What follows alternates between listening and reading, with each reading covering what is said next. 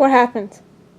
Well, it was when I was in my first professional career, it was my first professional job, and I was only the second woman in the department.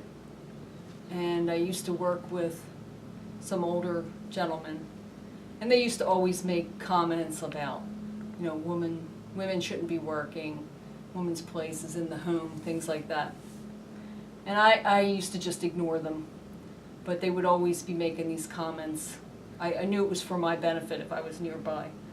So one night I was working with one of these guys. He was a younger guy, and he and I were working. We were the two lead people on the job, and he started harassing me with this stuff. He was like saying, I don't think, women should work, women should be barefoot and pregnant, and he was saying this to me like non-stop. So much so that I was starting to get distracted from the job. And I think that was kind of his purpose, was to interfere with my work. And I finally got so frustrated that I left the room.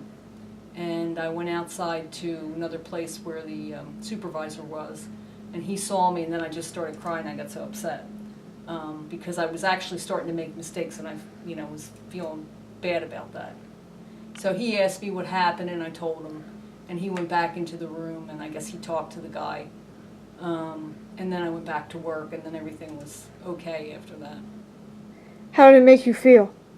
It made me feel really angry at him, but then I was also disappointed in myself because I felt like I should have been able to handle it. I was of the opinion at that point in time that, you're just supposed to accept this kind of stuff and deal with it.